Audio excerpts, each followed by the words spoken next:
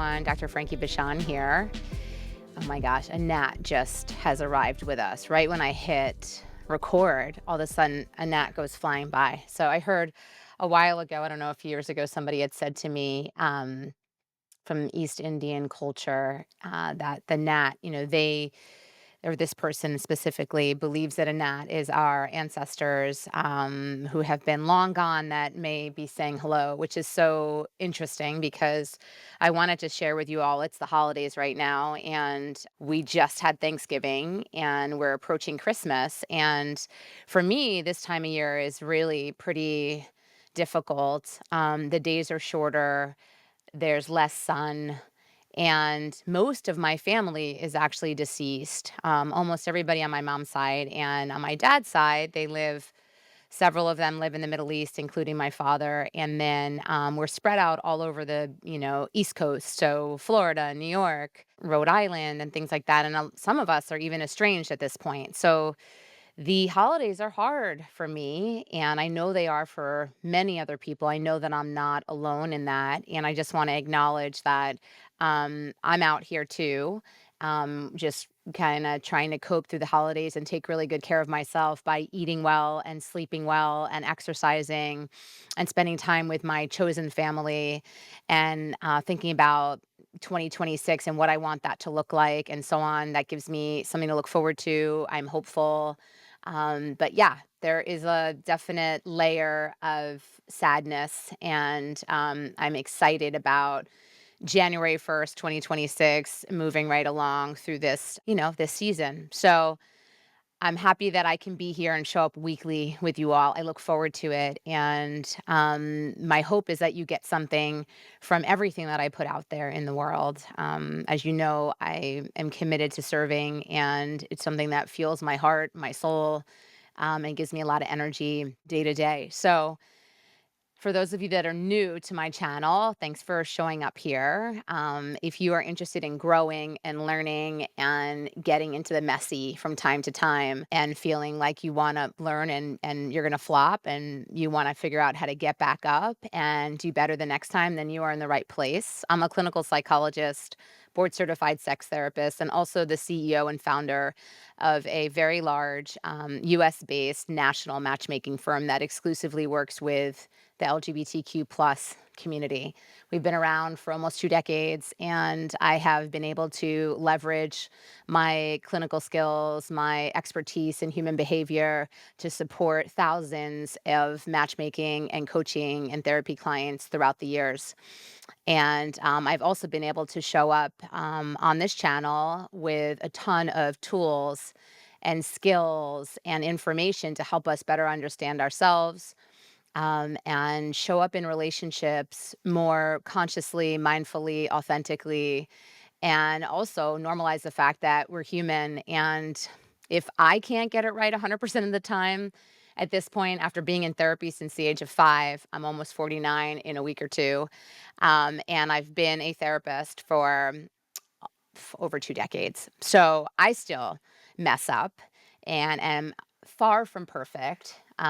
So I'm just glad that I am in good company. If you're here, then you too believe that you have plenty of work to continue to do on this journey, and you're committed to yourself and committed to others, but of course, committed to yourself first because it starts with you.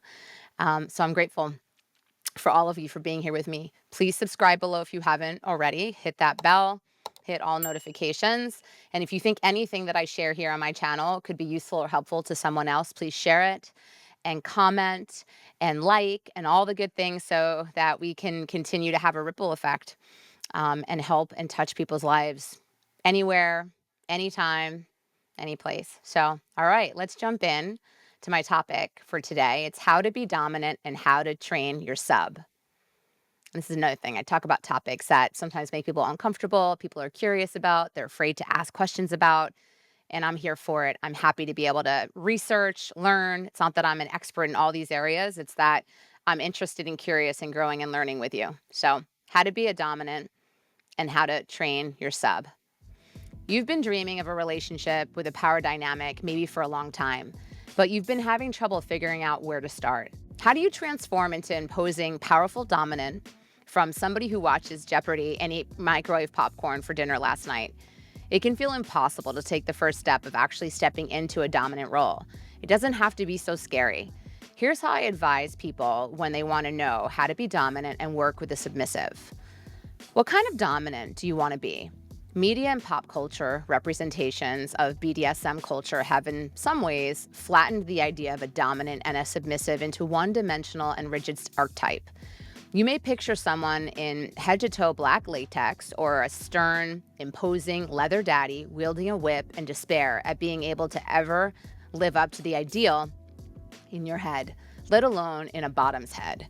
But in reality, there are nearly infinite kinds of tops or dominance. The way you embody dominance and the kind of dynamic you create with anyone you play with is entirely up to you, and there's no way to do it wrong.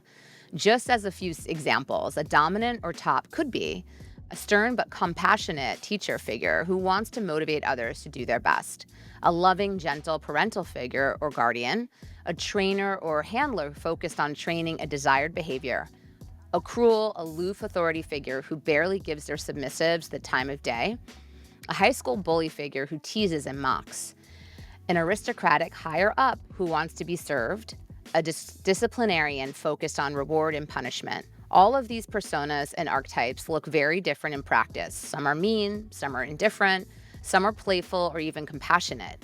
If you've been struggling with getting into a dominant headspace or seeing yourself as a dominant, it may be because you've been stuck with a limiting idea of what dominance looks like.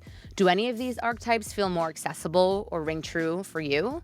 It's not always the case that a dominant headspace is a complete personality change or involves taking on an entirely new persona. It's likely that your personality as a dominant might have a lot of overlap with your personality in day-to-day life. Once you've thought about what kinds of dominance you might be interested in, you can think about what it would look like to materially embody them. What kind of voice does a stern teacher have?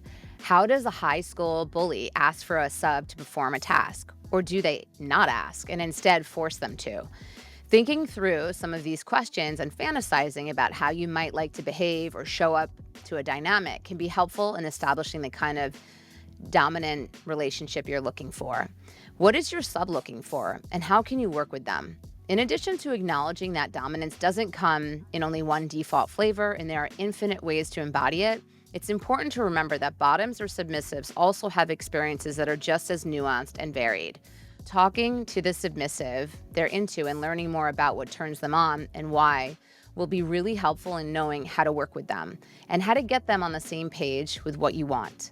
One thing that's helpful to know is your submissive's relationship to punishment or discipline. Is getting punished or told that they're being bad part of the fun for them, or would they be genuinely upsetting?